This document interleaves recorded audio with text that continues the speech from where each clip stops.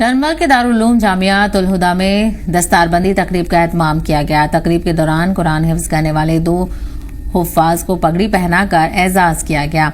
बीरवा के फाजिल अहमद और तनमल के हारून अहमद ने बेहद ही यानी कम वक्त में 2 साल के अंदर ही पूरे 30 पारे हिफ्ज किए। तकरीब में मदरसे के असातिज़ा, उलमा और बच्चों के वालिदैन के अलावा बड़ी तादाद में मकामी लोगों ने भी शिरकत की। सभी ने कुरान हिफ्ज करने वाले दोनों बच्चों के वालिदैन और उनके असातिज़ा को मुबारकबाद पेश की। कुरान ही वाहिद एक ऐसा इल्म है, ऐसी किताब है जो हमें हर बुराई से, हर चीज़ से रुकाती है।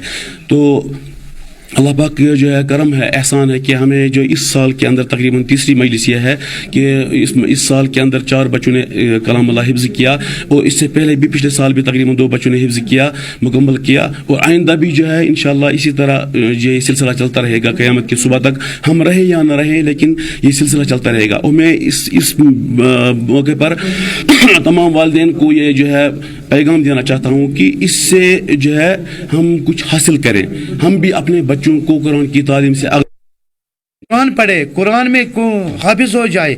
और उस माँ बाप को मैं मुबारक देता हूँ, उस माँ बाप को जिसका बच्चा हाफिज हो जाए, क्योंकि वो ज़्यादातर इन ड्रग्स हर कोई चीज़ गलत कामों से दूर रहेगा।